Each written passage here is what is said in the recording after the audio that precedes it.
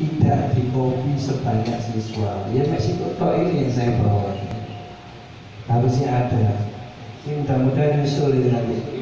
Mudah-mudahan nyusul materinya bisa disampaikan sehingga jangan sampai kabeh tidak hanya dengarkan saja tapi tahu apa yang ada. Paling tidak dibuat referensi di rumah. Materi keilmuan ini sangat penting khususnya bagi kita yang notabene adalah warga Nahdliyin, warga NU, ya. Kalian juga sebagai pemuda-pemuda NU ini harus tahu apa sih yang disebut dengan NU. KBNU ya ini ya, bener ya. Yes. Anak sekalian, NU itu berdiri atau NU atau singkatan dari Nahdlatul Ulama. Apa singkatannya? Nah, disebut NU atau NU. Sampai ini disebut NU atau NU? Iya. Tulisannya NU, tapi biasanya mau cari NU. Disebut NU. Jadi NU yang kepanjangannya Nahdlatul Ulama itu mengandung arti kebangkitan ulama atau kebangkitan cendekiawan Islam. Dari ulama itu dari kata alim, jamaknya ulama. Jadi orang-orang yang alim, orang-orang yang punya ilmu. Nek cara modern ya, itu adalah cendekiawan. Jadi kebangkitan cendekiawan Islam itu NU, Nahdlatul. Kapan berdirinya? Tempatnya berdirinya itu adalah pada tanggal 31 Januari tahun 1926.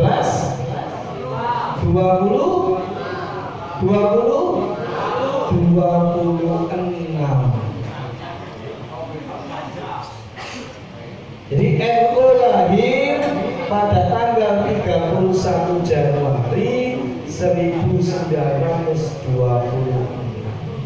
Kira-kira habis pirang tahun nih kira?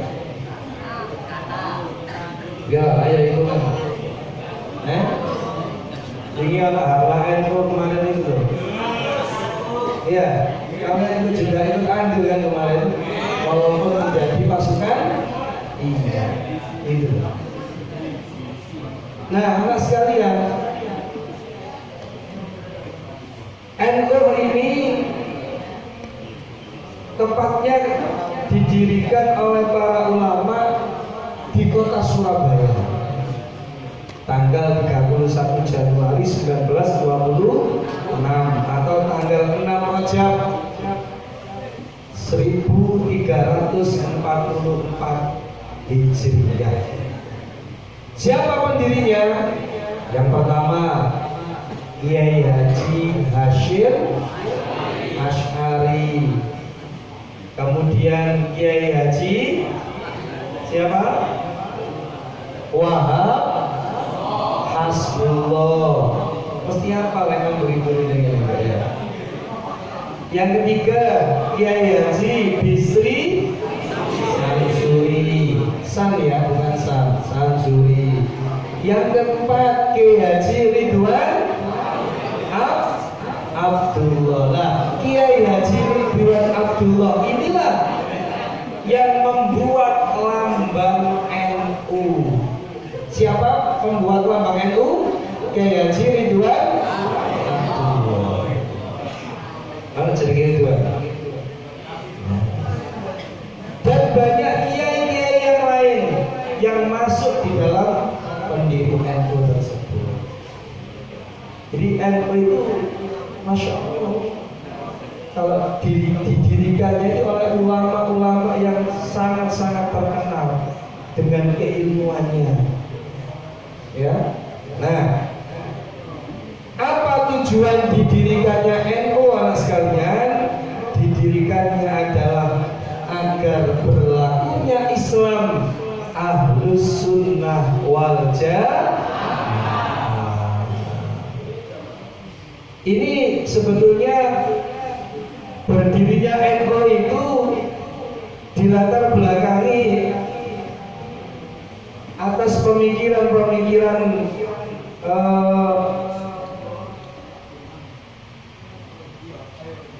ini saya bacakan sedikit.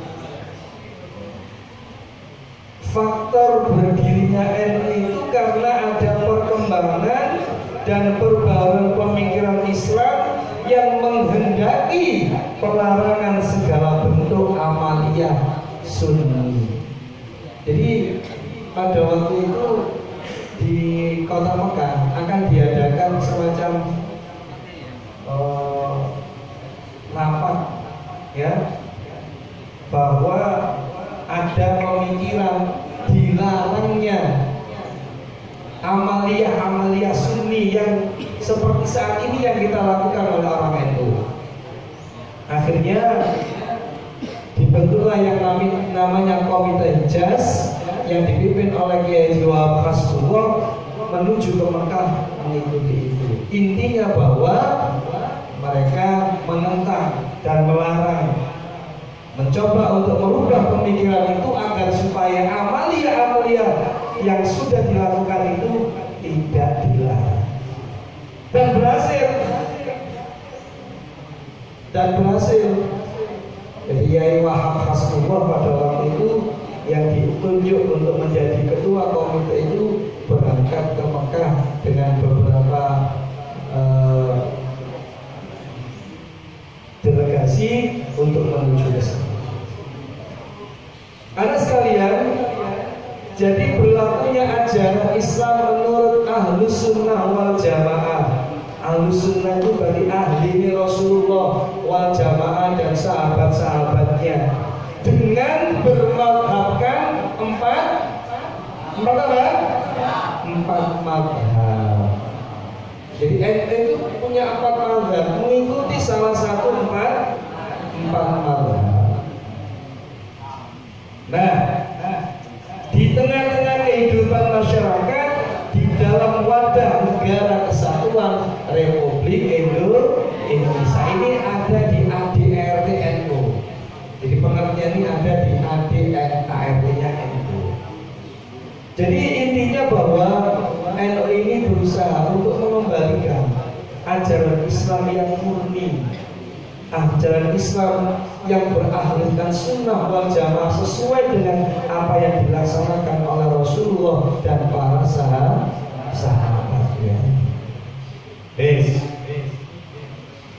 Kira-kira paham ya sedikit ini ya? Paham ya? Iling-ilingan NU lahir tahun berapa tadi? 19.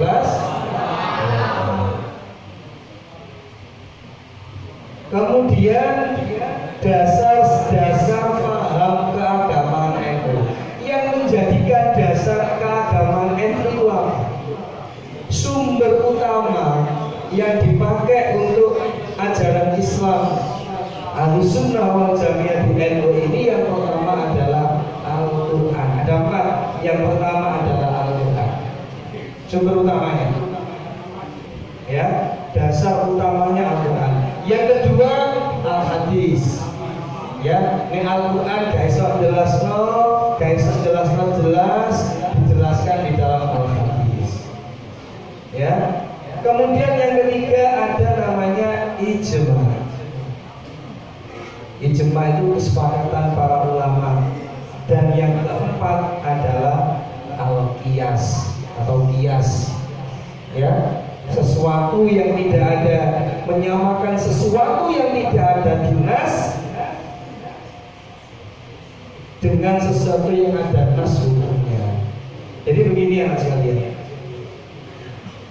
berpatokan kepada Al-Quran itu adalah sumber utama. Kalau kita kemudian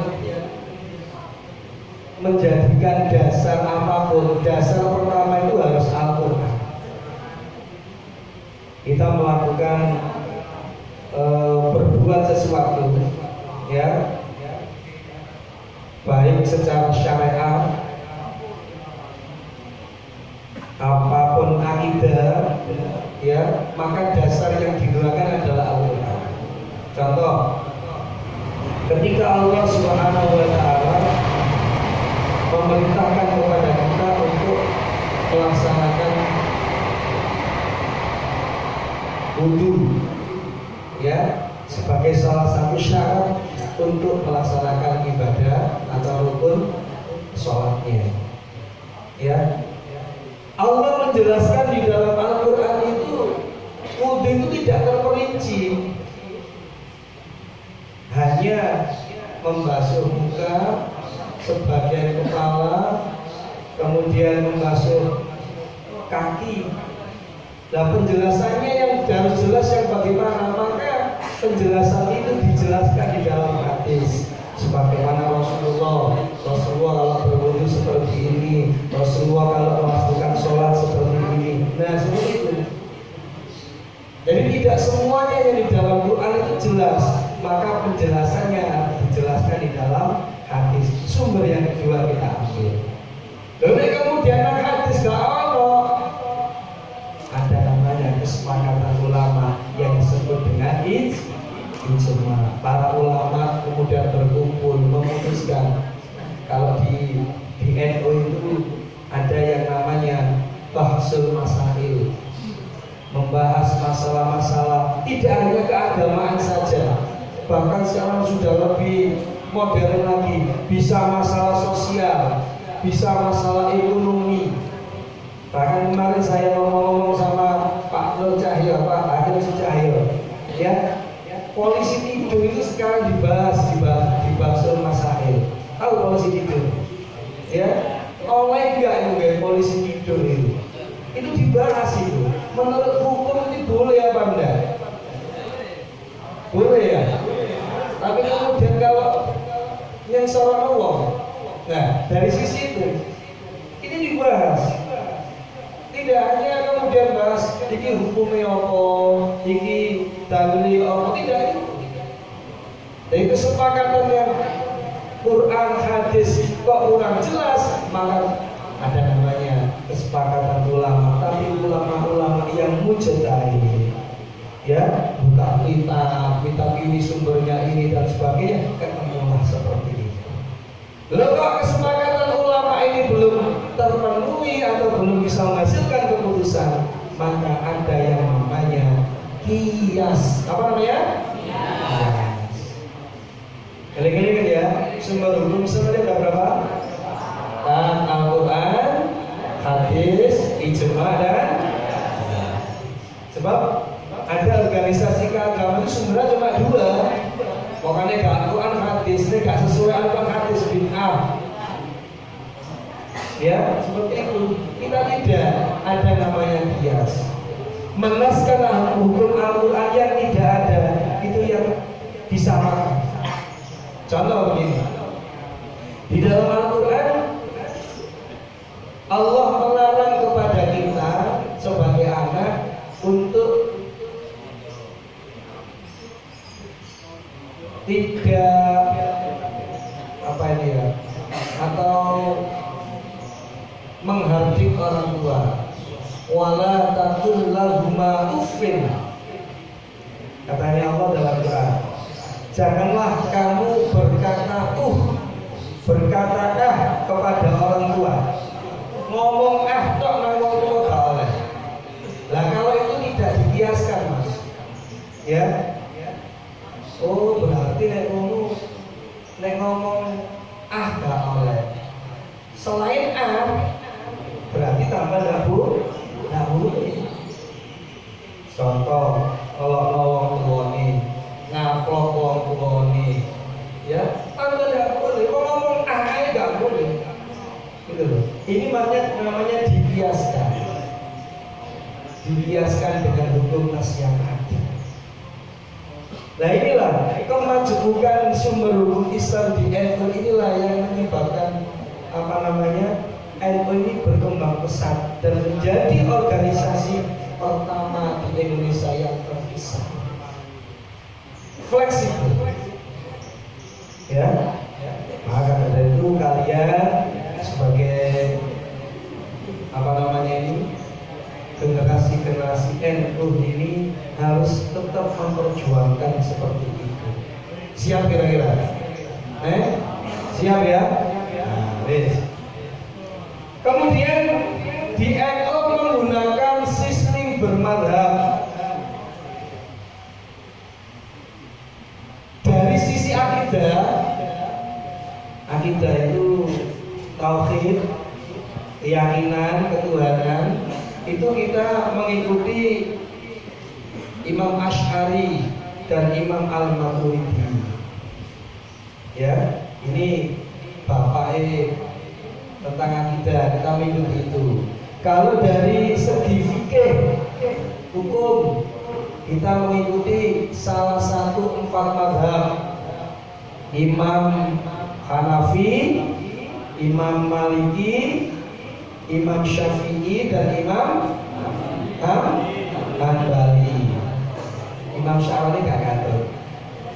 Ya, siapa tadi? Imam Hanafi, Imam Maliki, Imam Syafi'i, dan Imam Hanbali. 4 ini.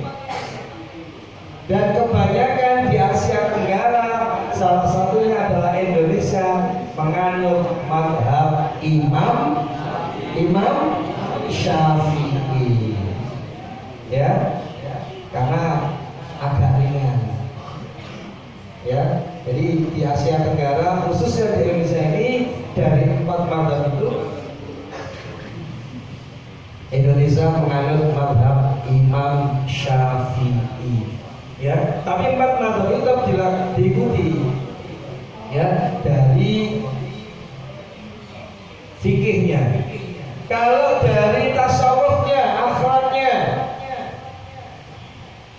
yaitu mengikuti Imam Junaid Al-Baghdadi dan Imam Al-Ghazali.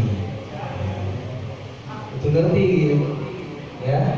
Jadi dari apa namanya tadi, akidahnya kita mengikuti Imam Al-Maturidi dan Imam Asy'ari. Dari fikihnya 4 mazhab tadi, Imam Hanafi, Maliki, Syafi'i, dan Hanbali.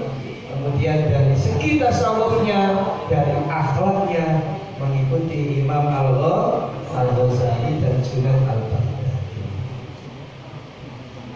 Ada sekalian yang saya hormati. Kemudian di NU itu ada namanya struktur, ada namanya lembaga, ada namanya lajnah, ada namanya badan apa ya? Badan otonom. Ada struktur. Struktur itu kepengurusan. Ayo coba sekarang agar lebih interaktif. Struktur organisasi NU kalau di atas namanya apa?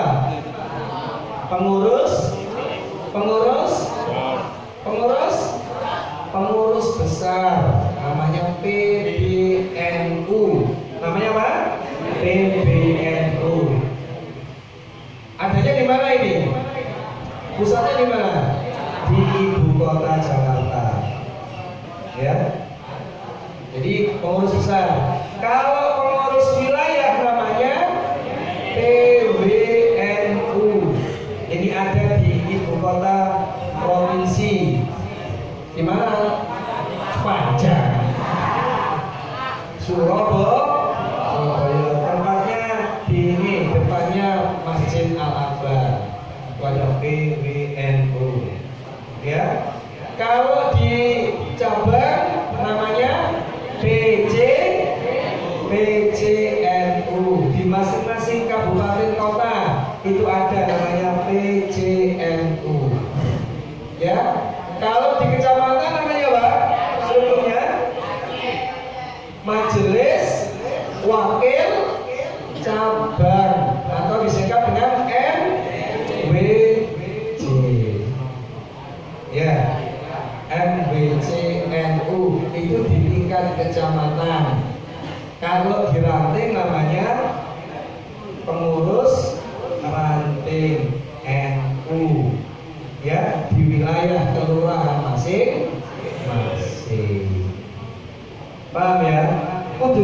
miliki. Sekarang saya tanya, siapa ketua pengurus besar Nahdlatul Ulama Tanfidiyahnya? Kiai Haji Said Akhil Sirot. Ya.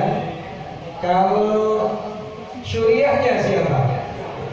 Kiai Haji yang kemarin yang ikut di Sidoarjo, siapa? Kiai Haji Ma'ruf Ma'ruf Amin. Ya, diikuti sedikit-sedikit ya. Jadi ada syuriah yang namanya Kiai Haji Ma'ruf Amin, sebagai pelaksananya tanfidiyahnya Kiai Haji Said Akhil Sirot. Nah, itu pengurus besar Nahdlatul Ulamanya. Nek Sidoarjo takokno itu Pak Hakim Sucahyo itu ya. Saya nggak hafal kalau Sidoarjo. Ya. Saya hafalnya Surabaya karena saya tinggal di Surabaya. Dan beliau itu Pak Hakim Sucahyo itu ketua Bosuri atau Tanfid Pak saya? Tanfid NU ranting Nyandung nggak salah, dekat Klaten. Kita bangga kita punya guru seperti beliau gitu loh ya. Makanya pinter orangnya ya. Gitu loh. Kalian ini yang akan sebagai generasi penerusnya.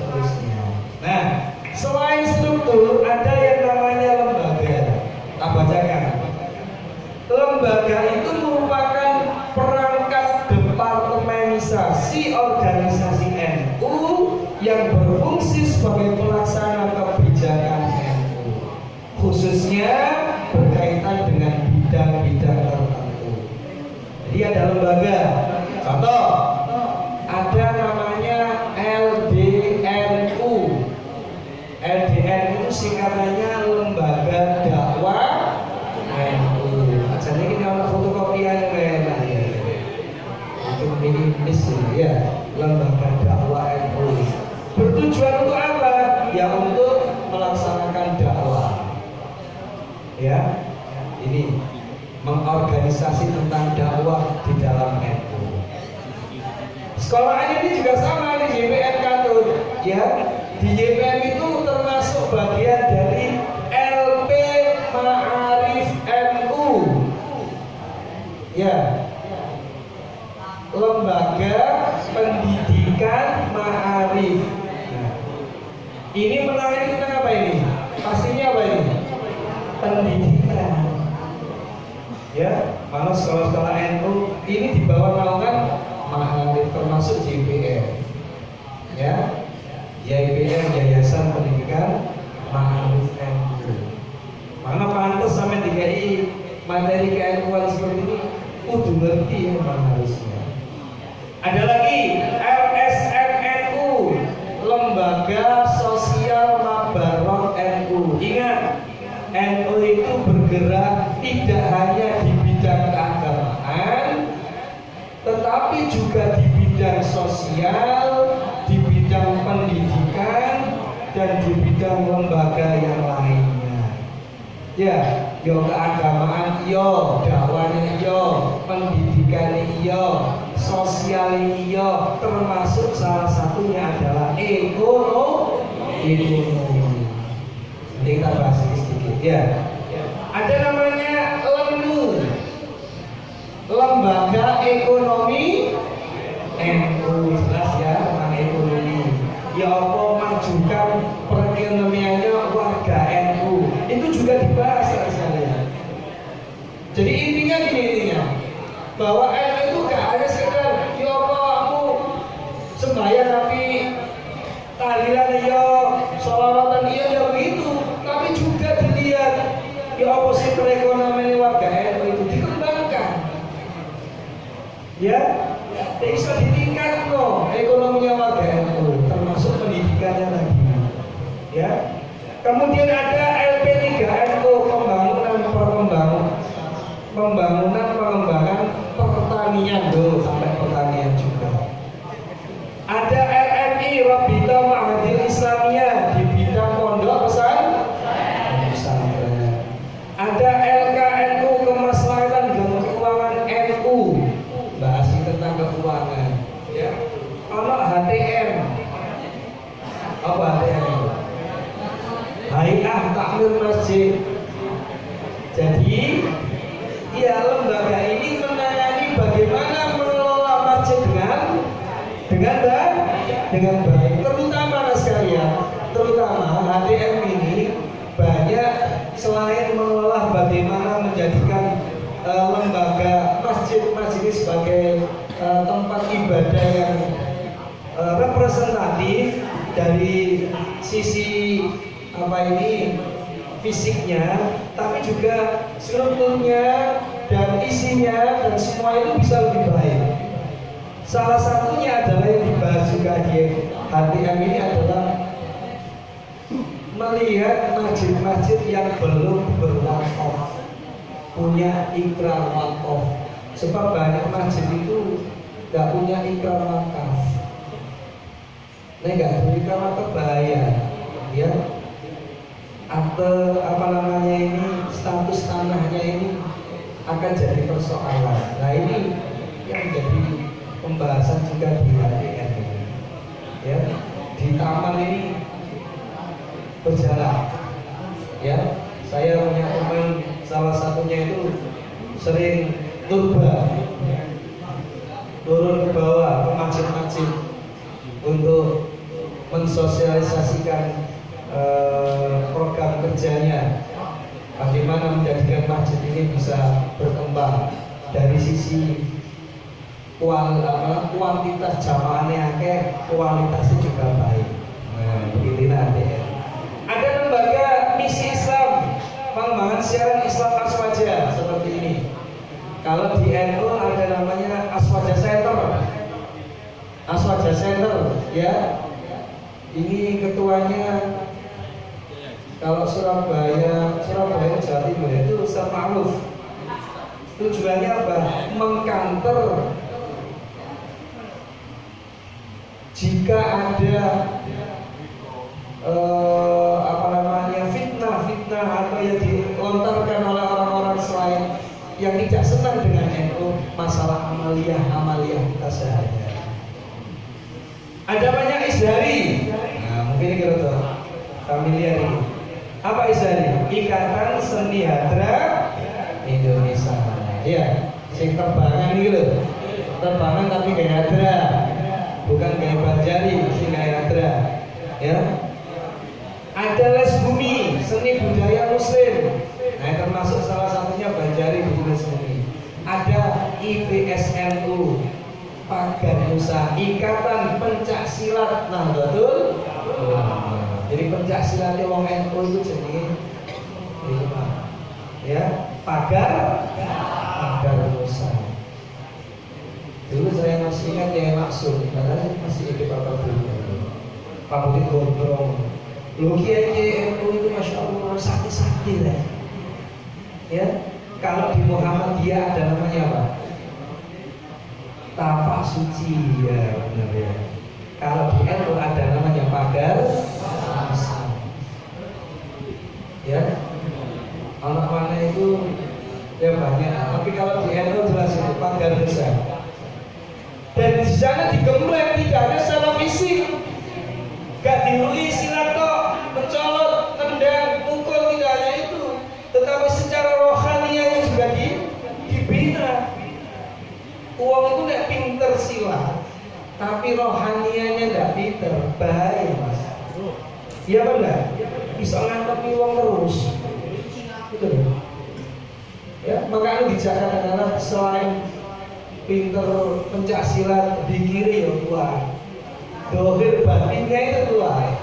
Malah saya dinyatakan pakai sing sakti.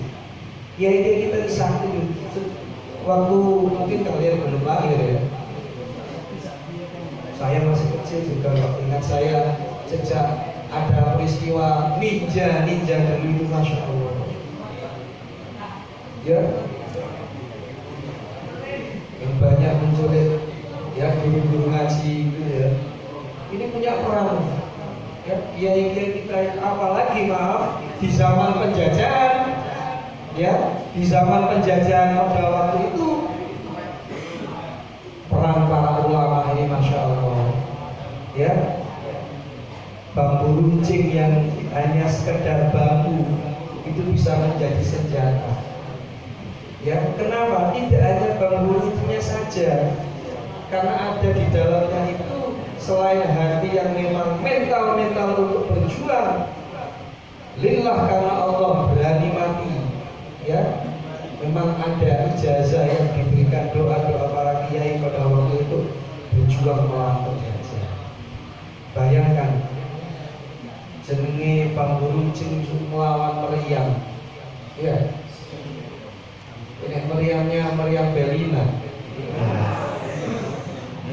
Aku ya wan.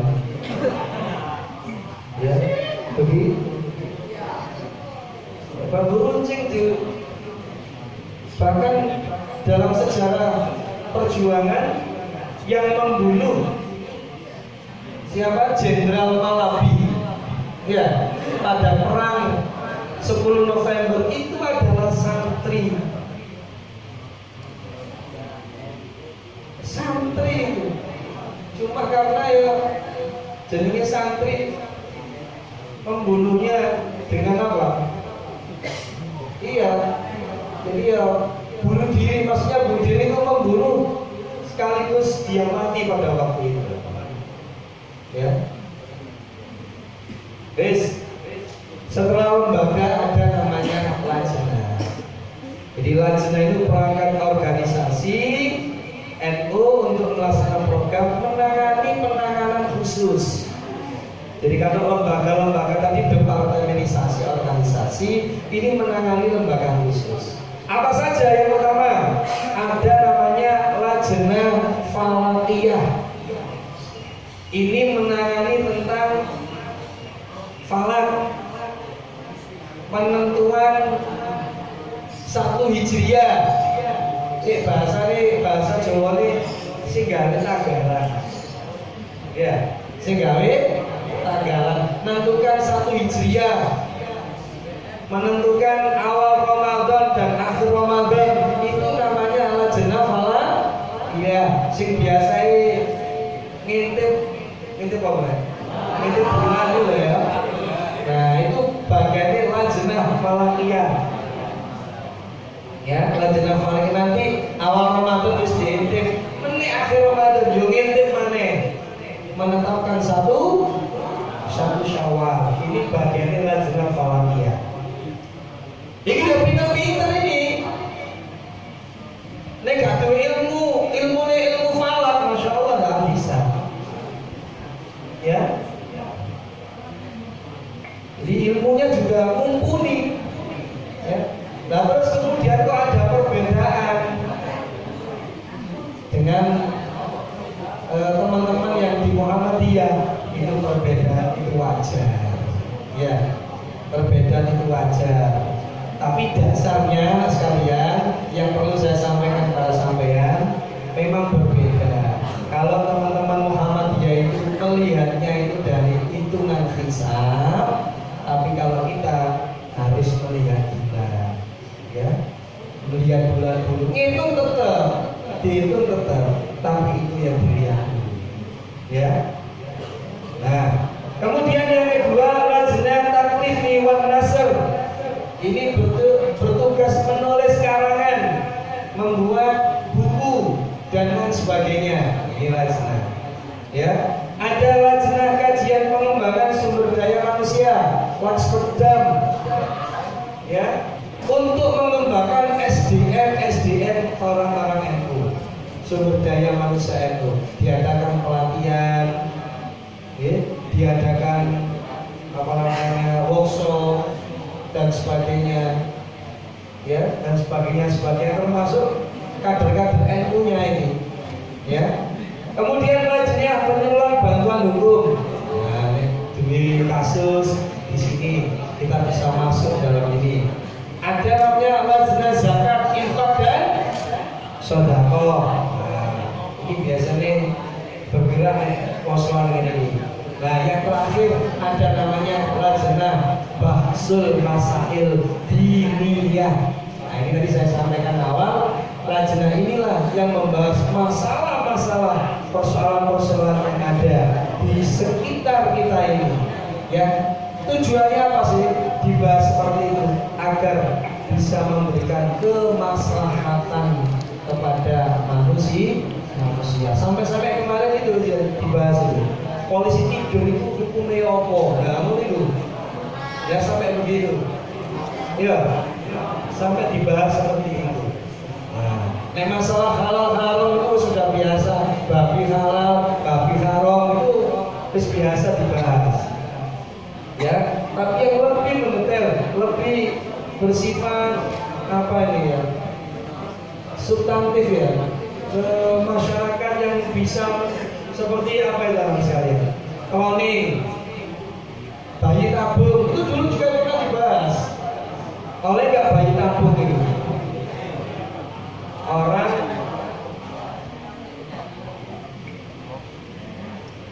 apa bayi tabung itu? Maaf ya, mengeluarkan sperma, kemudian sperma itu dimasukkan ke rahimnya orang lain. Ya, itu menurut hukumnya gimana? Sudah dibahas di bab sunnah dan banyak hal lagi. Dan disinilah di lajnah bahsul masail diniyah ini dibahas. Ya, tapi ya begitu mas, kajiannya itu tidak hanya sekedar kayak gini enggak.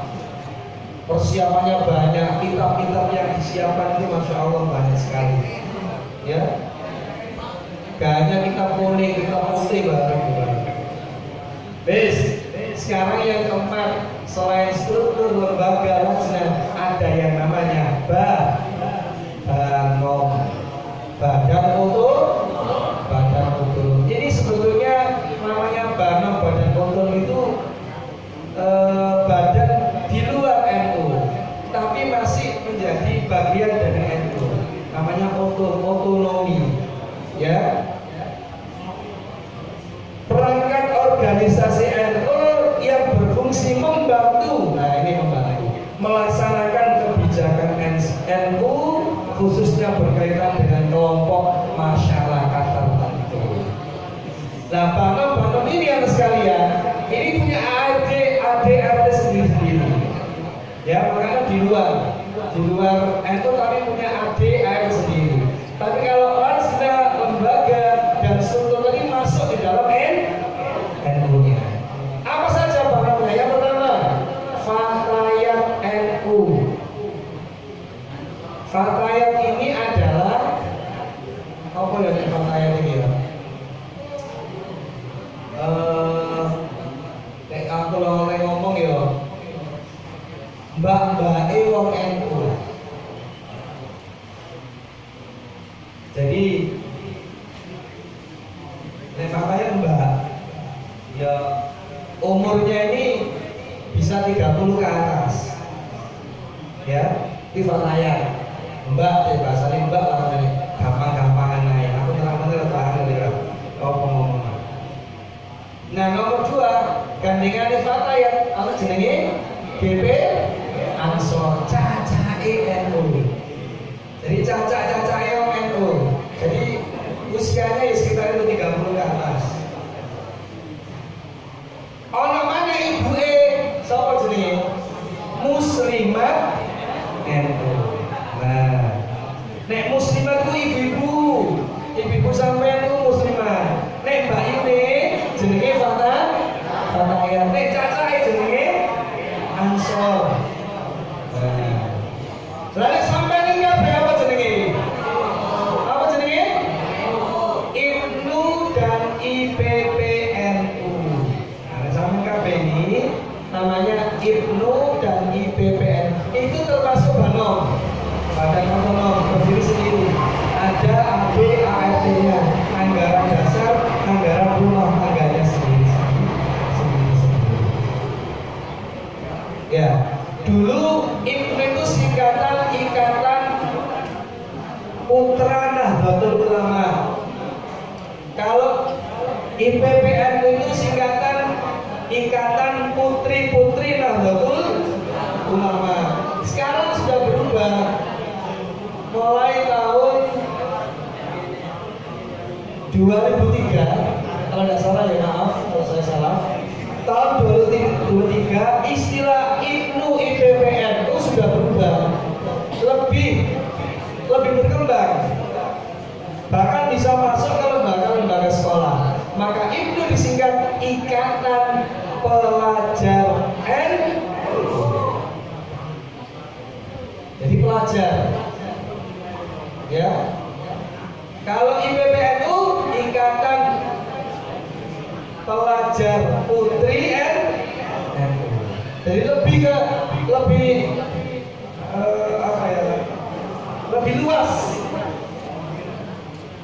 Padahal ada, mungkin di YPMI belum ada, di lembaga pendidikan tertentu itu ada pengurus IPNU EPPNU apa jenenge? Saya tidak hafal ya. Walaupun bukan dari ketua IPNU kecamatan, bahasanya ranting BPN bahasa orang. Tapi dari YPN ada.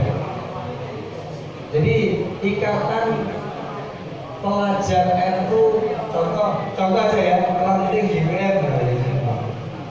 Itu ada di lembaga pendidikan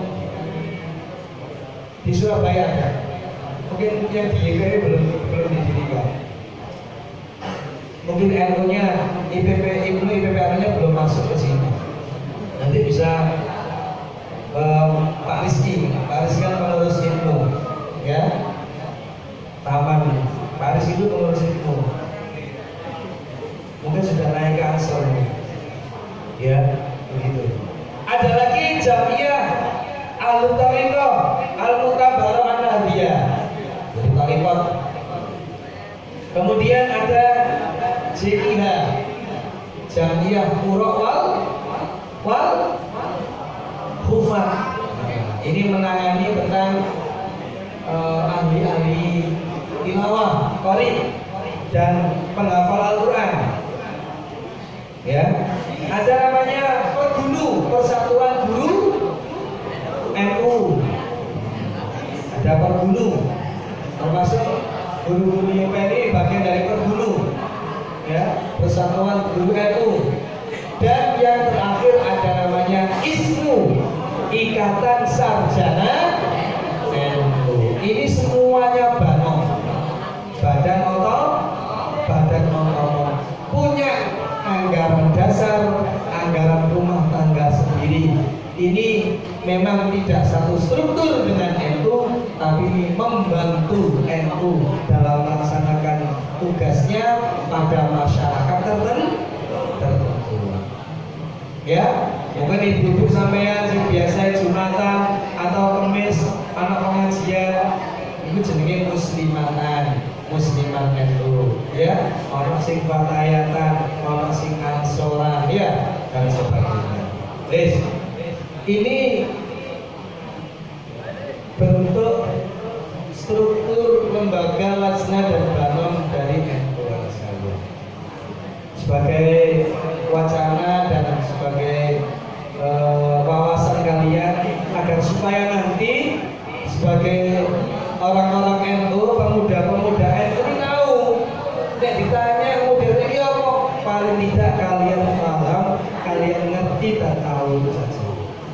Ya, sekarang masuk kepada situ ke bawah. Sekarang ada yang mau tanya, silakan monggo. Ada yang tanya tentang NU? Oke, kalau nggak ada sekarang kita bahas tentang amaliyah NU. Ya, NU. Tadi sudah saya sampaikan bahwa NU ini didirikan salah satunya adalah ada pemikiran untuk menghilangkan amalia-amalia Sunni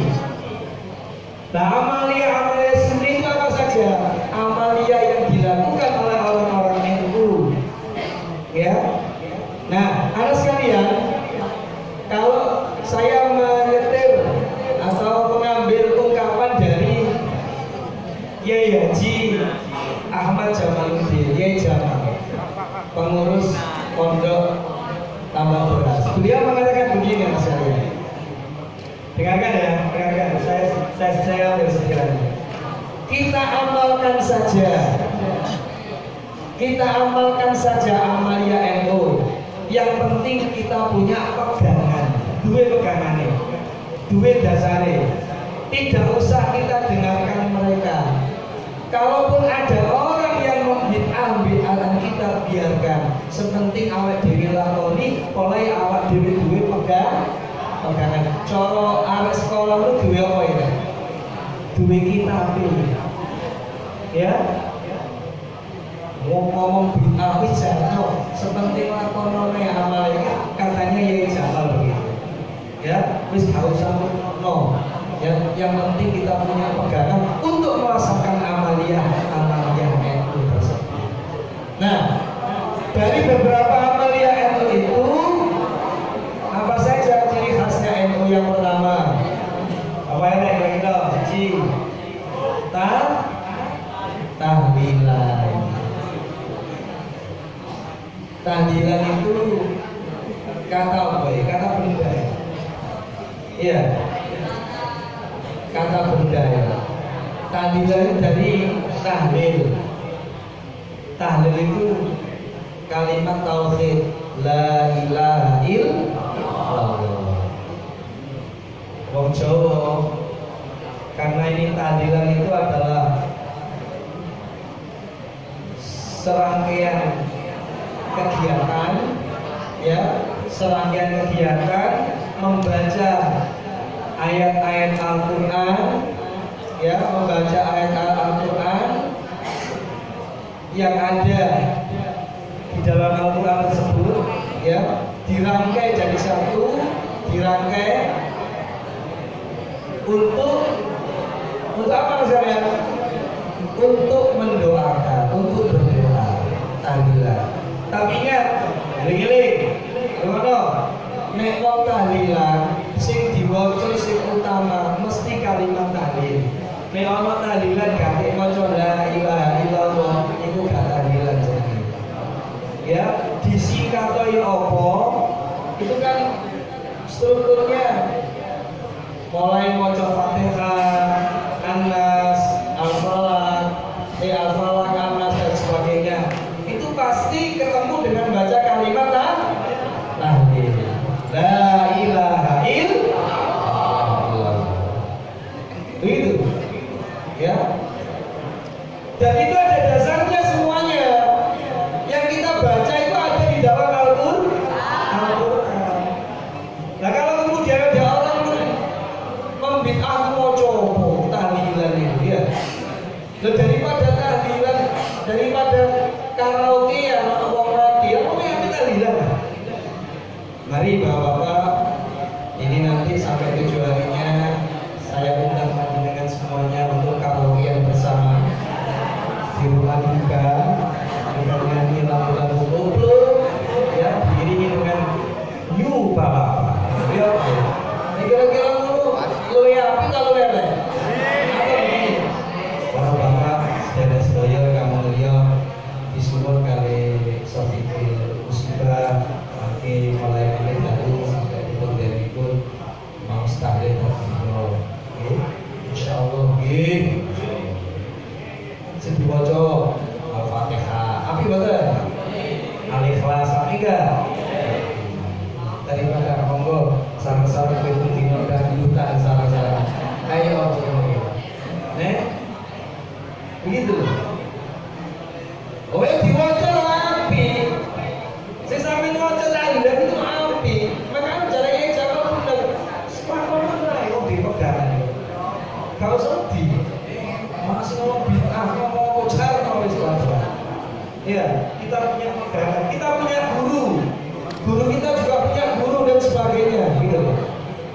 Saya ngomong-ngomong kurang ngerti gak di guru, ya.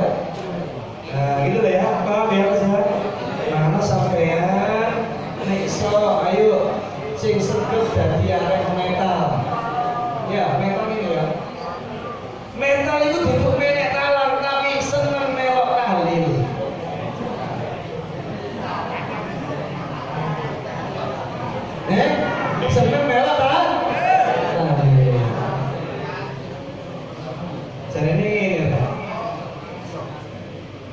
nek kepingin nabi kayak kepingin nabi ambek wong kudu nabi ya apa enggak? Nek ana ustaz kepingin ceramah di ngono ya nek ana ustaz ceramah kudu ngono kok ngono nek sampeyan kepingin meneh akeh sing nahlili ya mangan ngomong mati melok kali ngono lho Mas ya gak usah dihafal lu melok terus wong apal gitu sampeyan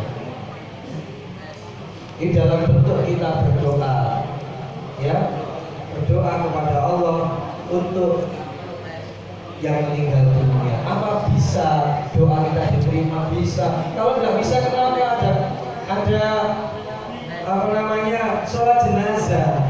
Sholat jenazah itu kan juga doa ya. Allahumma firlahu ya warhamhu wa'afihi. Itu ya dulu. Nek ora gawe dengan orang lain iki gak usah sembahyang lain itu maksudnya. Betul. Kalau memang tidak boleh mendoakan mayit, tidak harus sembahyang mayit. Tahlilan ini juga begitu sama.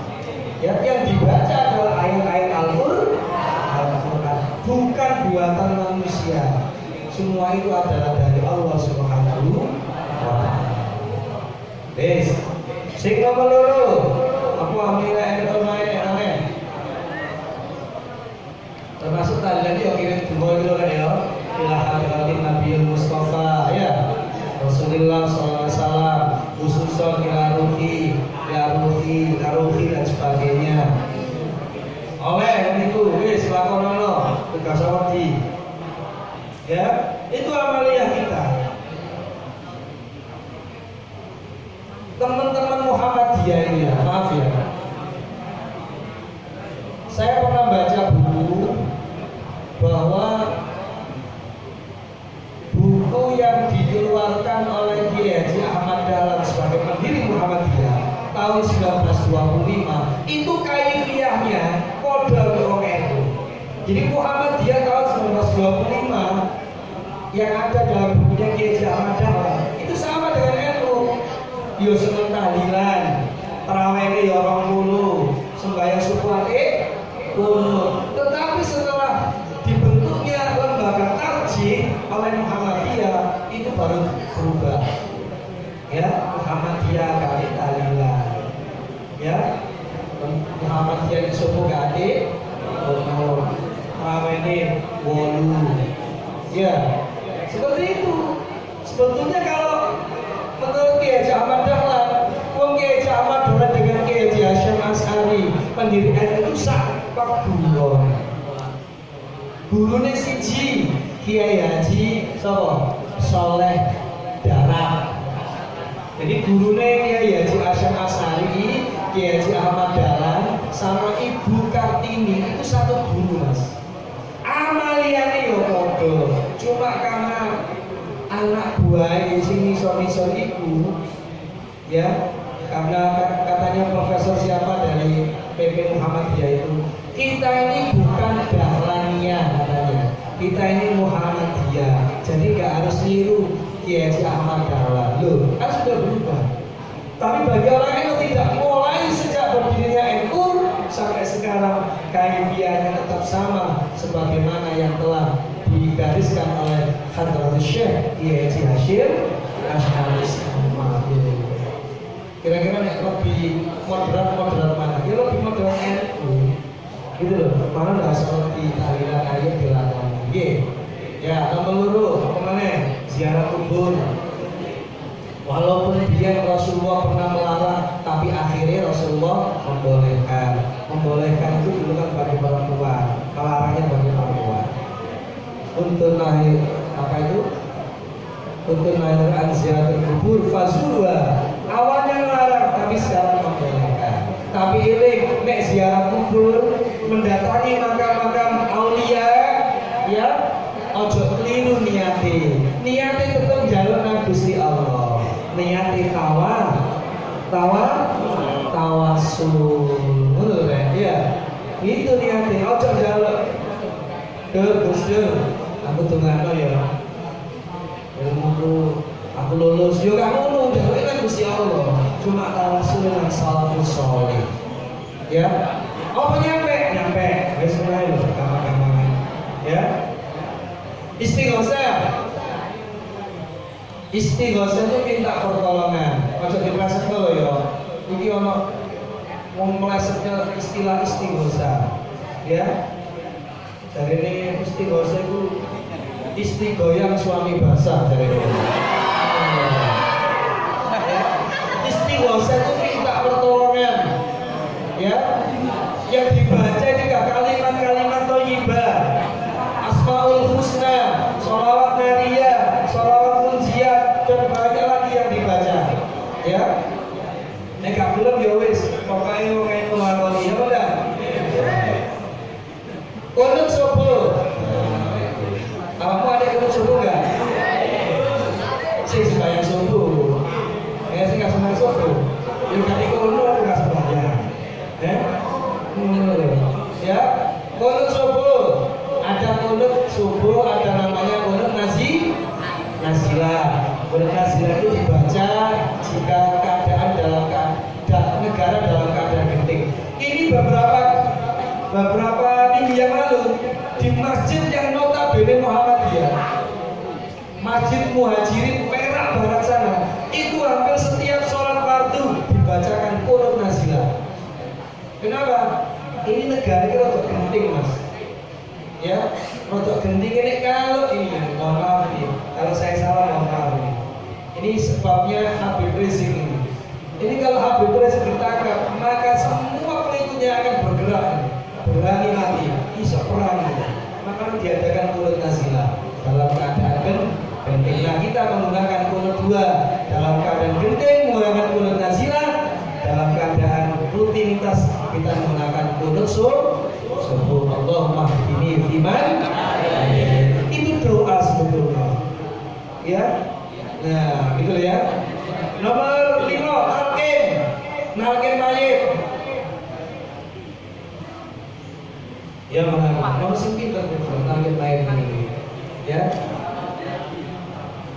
Ya intinya orang mati itu sebenarnya bisa mendengarkan kita. Ya, orang mati itu aslinya iso ngomong apa sih kabeh, awet dhewe kabeh ngomong itu iso.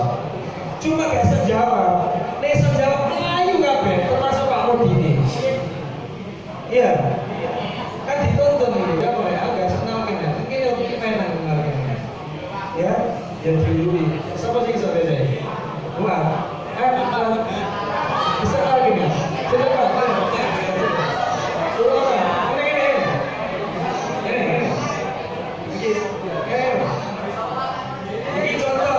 Contoh nalkin mayit ya.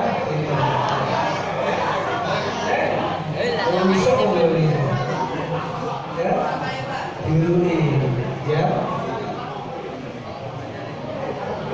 Yo iso apa ora iso itu beginilah sekalian. Semua itu tergantung amal ibadah. Ya kan? Kemudian diuruti iso ya enggak tidak semudah itu, tergantung amal ibadahnya. Ada 2 kali dalam sholat Jumat. Orang NU adanya 2 kali. Ada pertama untuk menyerukan melaksanakan sholat Jumat, ya, memberikan tanda sholat pelaksanaan sholat Jumat. Ada yang kedua, ya, ketika khotib dalam keadaan berdiri, ya, begitu. Mulutan atau maulid Nabi. Ini ada kelompok tertentu yang membid'ahkan apa maulid Nabi, mau berjanji apa, mau tiba itu apa. Biarkanlah orang mengatakan seperti itu. Yang penting kita punya dasar. Innallaha wa malaikatahu yusholluna 'alan nabi. Lo Allah dan malaikat lo gelem maca sholawat. Ya, apa malih kita sebagai umatnya Muhammad. Ya. Nah, begitu ya. Ya ayyuhalladzina amanu shallu 'alaihi wa sallimu. Ono kene tikepan. Apa tikepan to? Bancai nek anake kandungannya usia sudah berusia berapa? Ya. Ada yang mengatakan